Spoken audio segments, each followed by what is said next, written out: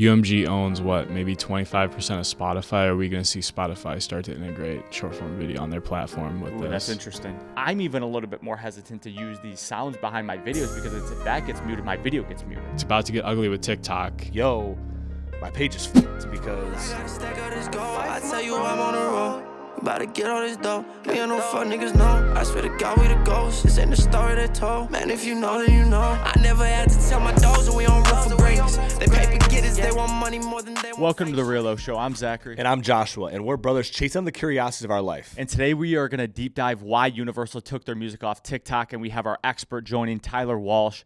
Tyler, give us a 10,000-foot view on what's going on with Universal and TikTok, and then we'll start to really dive into it. Word, yeah. Appreciate you guys having me on. Of course, as always. The boys, we're back, baby. What up, everybody? My name's Tyler. But to get right into it, so basically, Universal and TikTok have a music licensing agreement where it says, hey, you know, you can use our catalog of all these artists from Drake, Ice Spice, Bad Bunny, BTS, and it basically allows people to use their music on TikTok. And now with the pressure that came with that, they couldn't reach an agreement, and UMG kind of was just like, yo, we're not going to be bullied by TikTok is what they said, and vice versa. Obviously, TikTok said the same thing back, and they ended up removing their catalog from TikTok. Who do you think actually is doing the bullying? Because in my eyes, I feel like Universal has more power than TikTok. Maybe I'm wrong. Definitely. I think they both are. I mean, they both have leverage. They both have leverage. Yeah. Because it's super interesting. Do you think that defers, like, I kind of to get more in the weeds of it, does it defer someone that wants to be an artist? Like, say they have a bunch of labels reaching out to them, and Universal's one of them. Is this one of the things that you're just like, well, my music came on TikTok? And I'm not to say, like, TikTok is going to make or break an artist, but you look at a lot of these people, like, it can push your music pretty 100%, hard. yeah. So it's like, what do you think that's gonna be like a deferring factor, or do you think this is gonna be like wrapped up so fast it's not really gonna play a? I think definitely in the meantime it'll be a deferring factor from artists that have, like, you know, deals on the table, especially like you said, if they blew up on TikTok, or, you know, their song's going viral right now. It's just it's interesting. I think it will be wrapped up hopefully within the next, like, everybody keeps saying 30 days, but who knows how long it'll 30 last. days. Definitely. I think 30 days is about This is where I'm at. They both have leverage, right? We've kind of discussed that a little bit. I think TikTok has more leverage because of the users, because of the interface, because of how viral it is, where Universal is going to be missing out on the album sales, the artist exposure, and then the artists are going to be pushing Universal to get back onto the platform because of the virality of the platform. I think that's what's being missed here, is the artists are actually getting hurt more than the label and more than TikTok. But that's what I was going to say. It's not the label that's getting hurt. Like, Universal does a million different things. It's not just like music. Like, the artists, like, and let's just think about it. They have probably 5 to 10 artists that, like, really sell. Their other artists are just, you know, trying to sell. Yeah, I mean, for Universal, they have the biggest market share in music right now. I mean, they have the biggest artists have blown up on TikTok, and removing their catalog definitely takes a hit. And I'm curious to see if that market share goes down, you know, by next quarter and nothing's resolved. Is there going to be pressure with, like, the board of UMG? It's like, yo, we got to get back on Does TikTok. Taylor Swift have her distributed? Yeah, she's on.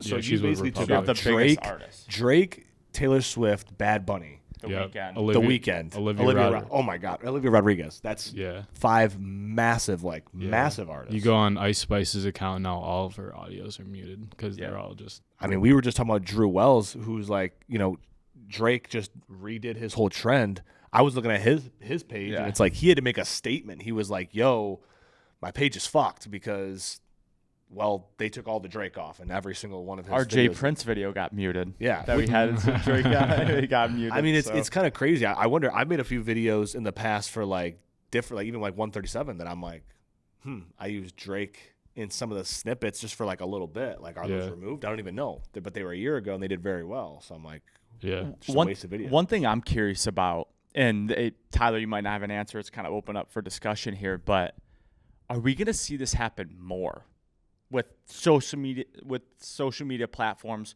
with these music labels, with these artists, because of how important their music is for these platforms? It goes both ways, right? For the users, it's important. For the artists, it's important. Yeah. Are we going to start seeing this more? Yeah. It's a good question. I mean, I'm thinking about like the two other major labels. Obviously, there's a lot of like independents out there. I'm thinking of like Warner and Sony. Warner specifically has a strategic partnership with TikTok where they let even brands use their song in the commercial library, some of their catalog. And I also think about the other platforms like Instagram and YouTube, Snapchat. Like, what are they paying? Like, if their music if UMG's catalog isn't pulled off there, I assume that they're paying more. It's got me thinking, okay, what is UMG actually paying? Or was UMG actually getting paid? I was just thinking about that same thing. Like I go on Meta, I could still get a Drake song. Mm-hmm. So I'm just curious, like, how is it that different that, like YouTube, TikTok, or YouTube, Instagram, Snapchat can pay enough, but TikTok is like, no. So TikTok must really think like they are something. It must be the market share. It must be the users. It must be the virality. Something. It must be the way they have their metrics set up that pushes the song. Like if it goes viral on TikTok, it's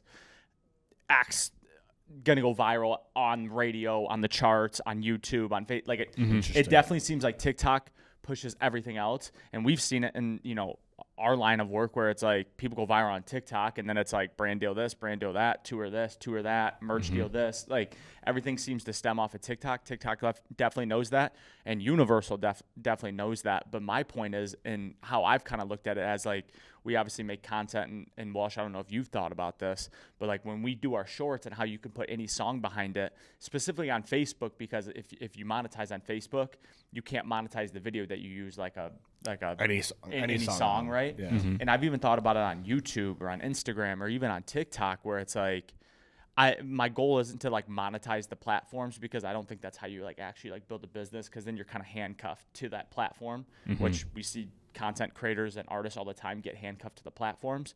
So I've even, and like the Universal things kind of even sparked this, where I'm like, putting these songs behind my video, just like I said, the Jay Prince video got muted. Like I'm even a little bit more hesitant to use these sounds behind my videos, because if that gets muted, my video gets muted, and then it completely stops. And in the Jay Prince video that we've had, I made that thing 7 months ago, and it's been going viral the last 3 months. I think that's a platform problem, and I was just saying that to Zachary. That's a different issue, because that's a platform problem, because you made the video, you put it on their platform, and then on their platform you added a song. It should not mute your whole video because you added a song. I know, but that's a platform problem that TikTok will fix. Like if this Universal thing doesn't happen, and they have 100 million videos that are now muted on their platform, it's a problem for TikTok. Like TikTok knows that. Like they have to, at some point, they'll just remove the song, add the original sound back on the video, and that's what it should be. Because at the end of the day, it's fine. You can replace a song on TikTok with. Go back and do it? Yeah. So it's like muted audio, like tap here to replace. Because I've done that for a few of the videos of mine. That's got to be a new feature, because as of recently, a couple months ago, you couldn't even like edit anything in it. You couldn't even edit the caption on a TikTok video. You probably still might not be able to, but it's kind of a little ridiculous. But have you thought about that at all with like your videos with any trending sounds or music? And maybe you just have recently thought about this, but I'm saying even like before this, have you thought about how like you can get muted, you can get the copyright strike, all of that? Yeah, especially with like for me personally, like a lot of the labels reach out to collab like with their artists on TikTok.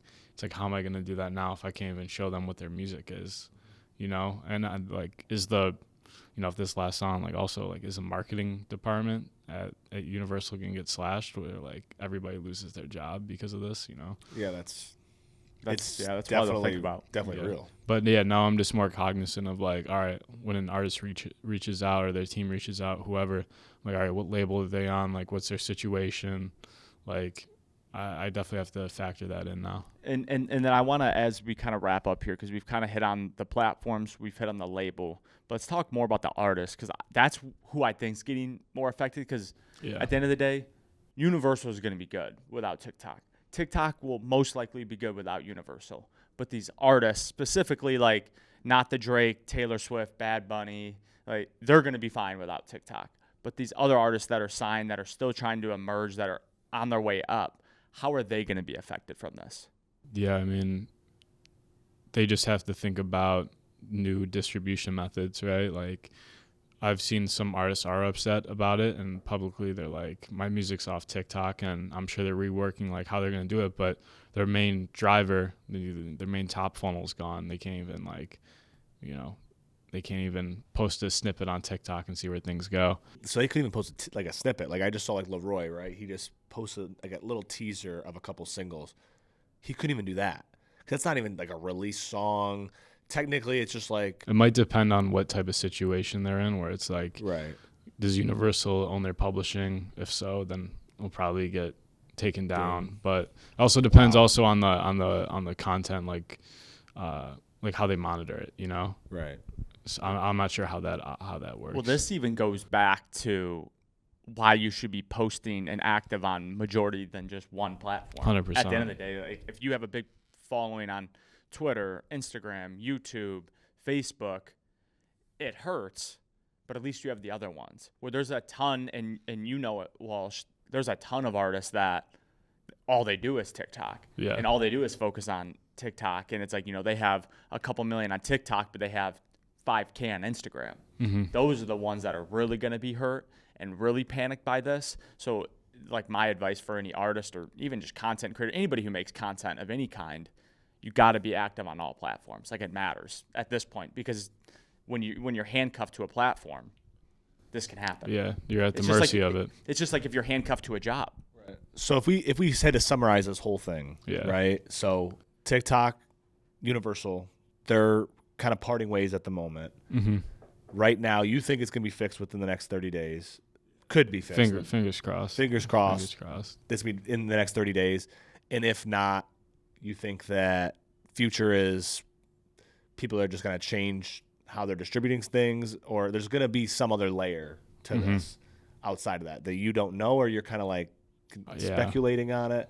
Like to me, it's just like, I think this is a wave, and this is just me personally, is all these artists are going to go to YouTube. And it's crazy to say, right? Yeah. But a lot of young artists that I'm seeing, they're on TikTok and they don't mess with YouTube. It's like I'll Google an artist and they got fucking nothing. They don't even have like, they'll be like, oh, well, I don't shoot music videos. I think it's like they don't need to shoot a music video. Do a little picture with lyrics playing the whole time. Yeah. Anything. One thing too that like I'm thinking about is like, UMG owns maybe 25% of Spotify. Are we going to see Spotify start to integrate short form video on their platform with this? That's interesting. Very interesting. Yeah. That's super interesting. That's a good little nugget. That's a good take. To leave us with. And even that, and I, because you brought up a good point, because I think it's important to put here, and I'm going to plug my favorite artists, Rod Wave, Tuesday, even Young Blue. They've been for the last couple years only releasing music for YouTube, and I've always been like, why would you just put it on YouTube and not on Apple Music or not on Spotify? You can get it on like TikTok and Instagram and stuff, but I'm like, why wouldn't you release that to these other platforms? And I think that goes back to what Joshua said, where maybe they're more comfortable with YouTube. Maybe they're just trying to drive their YouTube, build up their YouTube, because they know you have to only go there for that song. So it'll be interesting how all that plays out. Definitely. I also I want to say this too, because I feel like it's interesting and nobody's talking about it. So you guys kind of get the first time I'm saying this publicly, but I think I spoke with you about this last week off camera. But one thing that's super interesting, so UMG CEO, Sir Lucian Grange, he's running the show. He's doing his thing, one of the best music CEOs of all time. His son, Elliot Grange, runs 10K Projects, which is the label to Trippie Redd, Ice Spice, all these incredible artists, Ian Dior. And their whole business model has been influencer marketing. It's getting these influencers to play music, and that is evident with their acquisition and building out Homemade Projects, which is like their influencer agency, talent representation. What happened back in September 2023 was 10K Projects left Universal to go to Warner, that has a strategic partnership with TikTok. So I'm thinking in my head, did Lucian tell his son, hey, it's about to get ugly with TikTok, you should go somewhere else, because their whole business model relies on influencers and TikTok. Interesting. Ooh. I like that. It's a little. It's not even it's not like a theory, but it's just like very evidence. Like, hey, this is the situation. I would imagine a father would tell a son that something's kind of going on under the surface. Yeah, and it's not like this TikTok stuff just happened overnight. It's Yeah. obviously been boiling over. Yeah, for they've been months and months, negotiating whatever, yeah. on that deal for probably a year now. Yeah, I was you gonna know? say It's been a while.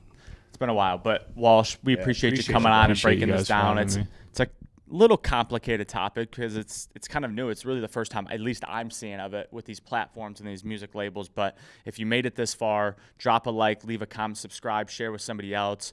Go follow Walsh. Before we go, actually plug your social medias. Yeah, So it makes all this my fun. socials are at TRWLSH. It's like TR Walsh, but no vowels. So just Amazing. Go check out Walsh, and we have more to come, more music breakdowns to come. But we appreciate it. Till next time. For my brothers, for my family, for my mama, for my friends, for my bros. I gotta stack out this gold. I tell you I'm on the road. About to get all this dough. Me and no fuck niggas know. I swear to God we the ghosts. This ain't the story they told. Man, if you know, then you know. I never had to tell my dogs that we on rough for greatness. They pay